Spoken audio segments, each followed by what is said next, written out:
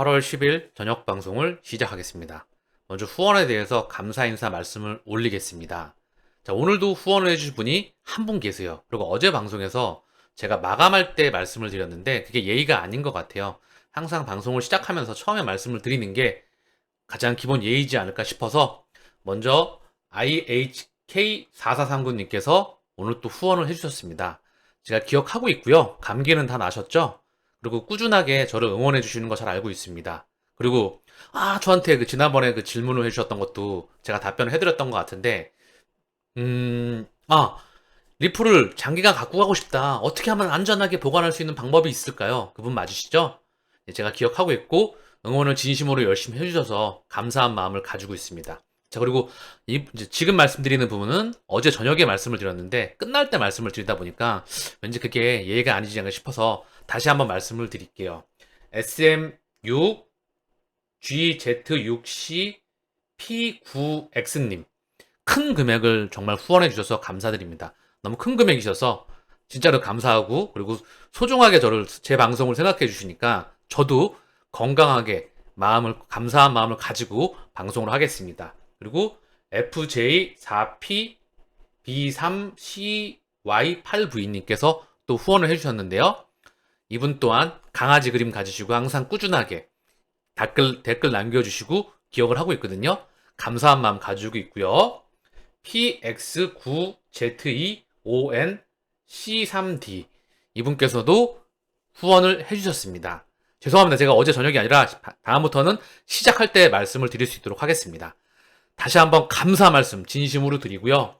그리고 질문사항은 제가 아직 답변을 못 드렸는데 제가 좀 모아서 틈틈이 날 때마다 해드릴게요. 제가 안 해드리는 게 아니고 꼭 봐서 점검할 게 있으면 체킹해서 해드리겠습니다. 아시겠죠? 조금만 좀 기다려 주시고요. 그리고 저를 사칭하는 채널이 좀 있더라고요. 보니까 저는 이 채널만 일단 운영을 하고 있고요. 추후 언급되는 부분이 있으면 바로 언급을 드릴 테니까 그런 거에 유의하시길 바랍니다. 자, 오늘 오전 방송에서 정말 중요한 내용을 언급을 드렸습니다. BIS의 국경 간 결제 상호 운영성 및 확장 태스크포스에 리플이 포함되었다. 상징적인 의미를 갖는다. 전 세계 결제 인프라망을 구축하는 핵심, 그 인프라 구축의 각 국가별 지역별 핵심 기득권 업체들이 다 참여했다. 그리고 여기 리플이 포함되었다. 추가적인 부분 확인이 필요한데요. 이거는 5월 31일 날 BIS에서 ISO 2002 조화 요구사항, ISO 2002 조화에 관한 CPMI, Payment Market Practice, BIS 산하에 있는 결제 시장 인프라 위원회입니다. BIS 산하에 있는 CPMI, 지불 및 시장 인프라 위원회는 지불, 청산, 결제 및 관련 조치의 안전과 효율성에 대한 권장사항을 촉진하고 모니터링 및 권장함으로써 금융 안정성 및 광범위한 경제를 지원하는 국제표준 설정자입니다. CPMI는 중앙은행 서비스 제공을 포함하여서 관련 감독 및 정책 및 운영 문제에서 중앙은행 협력을 위한 포럼 역할을 합니다. 국경 간 지불 프로그램 나와 있죠? 여기 리플이 상당히 많이 비슷한 화면이 보여 있죠? 전 세계가 연결되고 있는. 그리고 금융시장 인프라 원칙이 있습니다. 제가 지난번 FMI, 이 FMI 약자가 Finance Market Infrastructure예요. 이게 대한민국과 여기 뉴욕 연은과 함께 금융시장의 처음이자 마지막 인프라를 깔아나가는 부분에 있다. 이거를 설계하고 모니터링하고 시뮬레이션하고 수정하는 애들이 누구다? FNA다. 이 FNA에 협력하는 업체들 중에 리플이 포함되어 있었다. 그리고 여기에 많은 기득권의 업체가 오늘 발표되었던 BIS 여기와 겹치는 데가 상당히 많았다. 자, 그럼 다시 돌아와서 2023년 5월 31일 국경 간 결제 상호 운영성 및 확장 태스크포스 8월 9일 리플이 공식적으로 여기 합류했다는 것을 발표를 했습니다. BIS에서. 중요한 건 오늘 발표를 했지만 이미 오래전부터 수면 아래서 움직임이 인프라가 확장을 해왔지 않았을까. 우린 그런 생각을 유추할 수가 있겠지요. 다만 오늘 공식적으로 발표를 했다. 그리고 5월 달에 ISO 2002 조화 요구사항.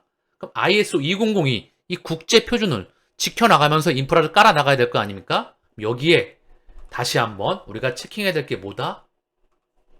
ISO 2002 등록 관리그룹 구성원 목록에 이미 리플렛은 포함이 되어 있습니다.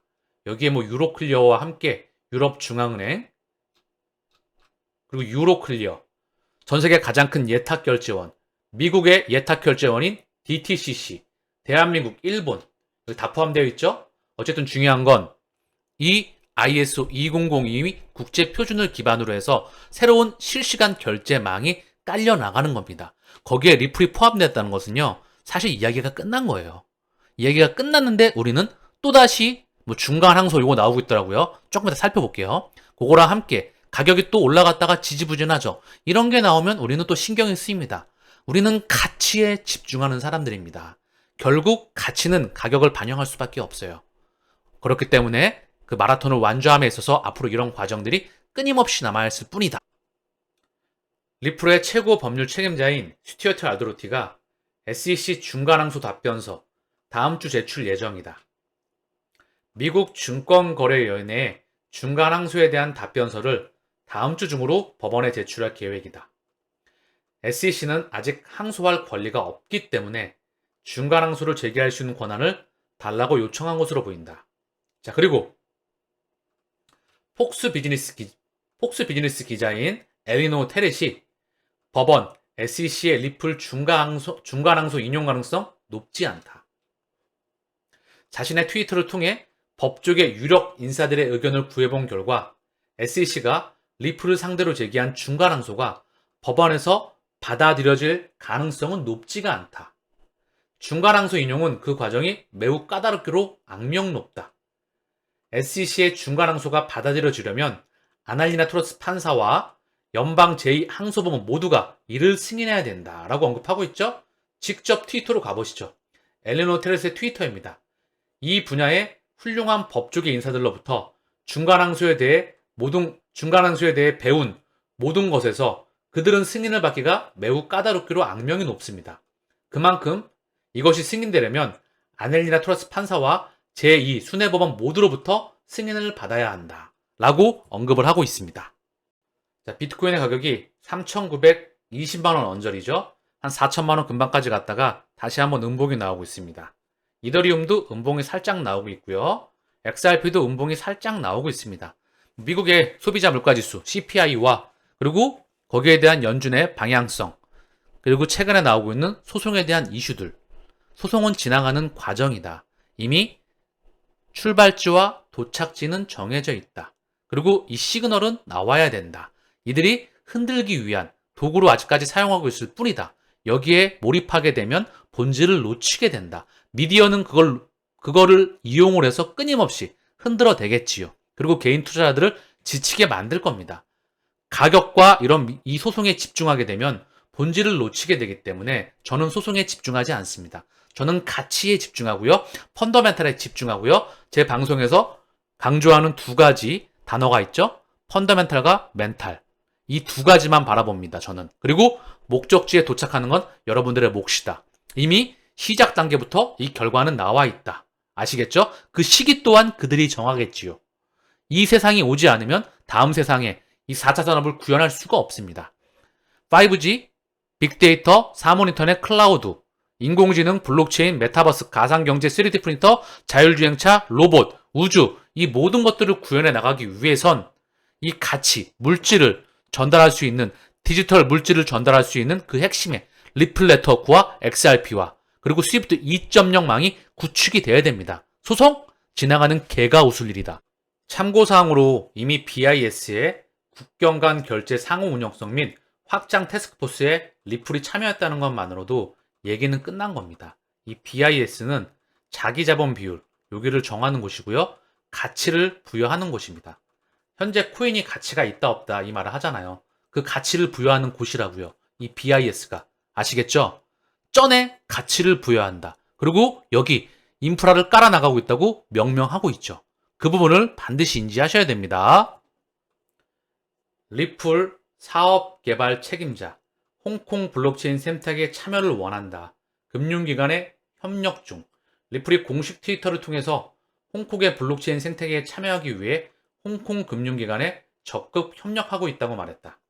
리플의 키릿바티아 국제 비즈니스 개발 책임자는 올해 체결한 리플과 홍콩 통화청의 파트너십, 리플과 홍콩 중앙은행의 파트너십, 이미 홍콩 CBDC에 참여했던 12개에서 15개 업체죠. 전 세계 동양과 서양의 쩐주와 기득권은 다 참여했습니다.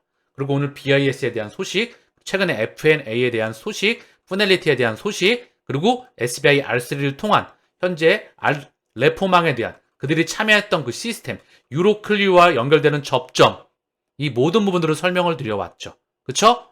그렇기 때문에 이 미래는 정해져 있다고 말씀을 드리는 겁니다. 리플과 홍콩 중앙은행의 파트너십은 리플 CBDC 플랫폼을 활용해서 실제 자산을 토큰화하는 것이 목표이다. 상징적인 말을 나타내고 있죠.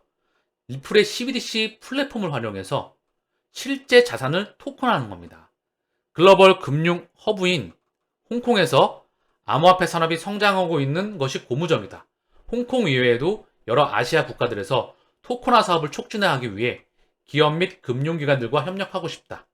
앞서 리플은 홍콩 통화청의 CBDC 파일럿 참여사로 합류한 바 있다. 거듭 언급드리지만 이야기는 끝이 난 상태에서 시작을 하는 겁니다. 우리가 파도를 다 넘고 넘어야 되잖아요. 이 잔물결과 소나기와 태풍도 다 지나가야 됩니다. 그게 뭐죠? 대표적으로 미디어, 그리고 이슈들, 가격입니다. 가치는 변하지가 않아요. 가치는 오히려 폭발적으로 성장을 하고 있죠. 우리가 주목할 것은 뭐다? 가치입니다. 그 값어치. 다이아몬드 곱하기 100배 가진 값어치를 발견을 했으면, 그거를 확신을 한다면 목적지에 도착할 수가 있겠죠. 콜럼버스가 아메리칸 대륙 대항해를 시작하면서 얼마나 많은 고통이 있었겠습니까? 그러나 결국 그들은 도착을 했고 깃발을 꽂아대기 시작했죠. 아시겠죠? 러시아 13개 은행과 CBDC 시범 사업을 출범한다. 중요한 소식이 연이어서 나오고 있죠? 러시아 CBDC에는 리플과 오래전부터 아주 깊은 연관이 있다. 끊임없이 언급을 드려왔습니다. 제 방송을 안 보셨던 분들은 쭉 한번 과거 영상을 봐보세요. 많은 피와 살이 될 거라 저는 생각을 합니다. 러시아 중앙은행인 러시아은행은 루브라 기반의 CBDC 시범 사업을 본격적으로 시작한다고 밝혔다. 8월 15일부터 시작할 예정이며 러시아은행과 13개 상업은행 그리고 일부 소매 유통사와 금융사가 참여할 것으로 알려졌다. 이번 CBDC 시범 사업을 통해 오는 2025년에는 본격적인 디지털 루브라 발행을 추진한다는 목표이다. 러시아 주요 11개 도시 30개 소매점에서 디지털 루브라를 취급한다.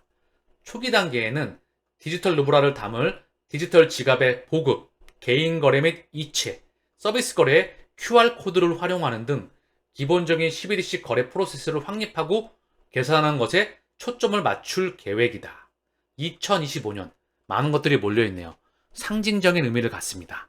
참고사항으로 잠깐만 짚고 갈게요. 매크로 이슈가 절대 이런 CBDC 또는 블록체인 그리고 통화정책, 재정정책 각 국가의 문화에 있어서 따로 노는 게 아니거든요. 예를 들면 반도체, 조선, 철강, 석유화학, 자동차 부품, 디스플레이 이런 것들이 절대 따로 놀지 않습니다. 산업, 정치, 경제, 역사, 문화, 과학 이런 것들이 결코 따로 노는 게 아니고 유기적으로 맞물려서 움직입니다. 그게 인간이 만들어낸 문명입니다. 그 문명의 중심에는 늘 그들이 있었다. 참고사항으로 러시아 CBDC 여기에는 먼저 러시아가 우크라이나를 침공을 했죠. 시계추를 돌려보면 우크라이나 전쟁이 일어났습니다. 코로나 락다운으로 인해서 물가가 10년 동안 움직이지 않게 움직이기 시작하면서 올라가기 시작하고 여기에 기름을 부었던 게 뭐죠? 우크라이나 전쟁이었습니다. 그리고 러시아는 스위프트 망해서 배제가 되죠. 이게 저는 의도적으로 보고 있다. 그로 인해 러시아 루브라 가치는 일시적으로 떨어졌지만 바로 회복을 하면서 사상 최대치에 이르렀습니다. 그리고 나서 지금 차익 실현 물량이 나오면서 고점과 저점의 중앙 부근에 있죠. 그러면서 무역 간 거래에 루브라와 위안화를 채택합니다. 그리고 이제 코인과 마지막으로 무역 거래에 CBDC를 사용할 수가 있겠다. 그 CBDC가 시범 사업을 출범하는 겁니다. 감이 오시겠죠? 그리고 BIS에서 전 세계 대부분의 95%인가 그럴 것 같아요. 최근에 언급했던 건 이제 100%에 육박하겠지요. 전 세계 모든 국가가 CBDC를 발행하고 장려할 수밖에 없습니다. 중앙은행이 발행하는 코인, 그 CBDC의 중심은 뭐다? 리플과 XRP가 있다. 제가 방송하고 처음 시작하고 지금까지 언급드리고 있는 부분입니다. 미국 7월 CPI 곧 발표. 연준 목표치 인플레이션 2%까지 험난할 것. 결론만 말씀드리면 2%못 맞춥니다. 일시적으로 인플레이션을 떨어뜨렸죠. 공급을 조절해서. 그리고 코로나를 공식 해제했습니다. 그리고 연준의 금리 인상 이슈는 이제 지나가는 것으로 보고 있다. 증시는 먼저 달렸다. 코인 시장은 증시보다 포르테이지가 약하죠. 그러나 마지막 피날레는 코인과 주식이 함께 장식하면서 그 기울기가 코인이 가팔라질 확률이 무척 높습니다. 왜? 위험자산의 대명사이니까. 마지막 피날레는 포모, 미친듯이 위험자산이 폭등이 나와야 되거든요. 그래야 톱니바퀴 아구가 맞습니다. 어쨌든 중요한 건 현재 인플레이션을 가지고 시장을 흔드는 미디어를 통해 수단으로 쓸 수 있겠지만 제 기준으로는 연준의 이 금리 인상 이슈는 이미 지나간 것으로 판단하고 있다. 그렇게 시장이 먼저 달렸다가 차익 실현 물량이 나오고 있죠. 증시, 코인은 현재 지지부진하게 흐름을 이어가고 있어요. 어느 정도 다시 이 물량 소화하고 갈 확률이 무척 높다. 저는 그리 판단하고 있습니다. 미국 카드빚 1조 달러를 돌파하였다. 원화 기준으로 1300조에 육박하는 천문학적인 카드빚이 1조 달러를 돌파했고 연체율이 11년 만에 최고이다. 안 좋은 시그널이 계속 감지가 되고 있죠. 뿐만 아니라 전 세계 경제 펀더멘탈이 그다지 좋지 못합니다. 첫 번째로는 고금리를 감당할 준비가 안 돼 있어요. 가계와 기업이 고금리를 감당할 수 있는 준비가 되지 않았다. 당연히 그러니 가계와 기업, 여기와 연결된 전통 트레이드파이 금융권, 상업용 부동산 다 맞물리면서 시스템 리스크로 확장해 나갈 수 있는 그 기준점에 있다는 것이지요. 기존 두꺼비 줍을 의도적으로 부셔버린다. 그 전에 뭐죠? 시장은 폭등이 한번 나오는 겁니다. 마지막 피날레를 장식을 해야 그래야 아구가 맞습니다. 비트코인 랠리는 언제? 미국 국채 시장이 열세이다. 리플, XRP 시총만큼 베팅하는 전쟁터. 미국의 부채 한도 협상이 끝났죠. 그리고 나서 미국 국채에 대한 공급량이 늘어나면서 그 국채 수요가 증가하고 있다는 소식입니다. 국채 공급량이 좀 늘어나면서 국채 가격이 떨어지면서 국채 금리가 최근에 급등이 나왔습니다. 그런데 미국 신용등급 강등 이슈에도 미국의 새로운 국채를 사겠다고 줄 서서 기다리는 투자자들이 상당히 많더라. 그래서 시장의 유동성을 국채 시장이 빨아들이고 있다. 이게 진정이 돼야 코인 시장으로 위험 자산으로 자금이 흘러 들어올 수가 있다. 이 말을 하는 거예요. 리플 시총이 왔다 갔다 하는 시장. 미국 재무부는 이번 주에 3년 만기 국채 420억 달러, 원화 기준으로 55.2조 원, 10년 만기 국채 380억 달러, 50조 원어치를 팔아치웠습니다. 3년, 10년 모두 성공적인 입찰 결과를 냈습니다. 특히 10년물 시중금리가 4.022%인데도 실제 낙찰 금리는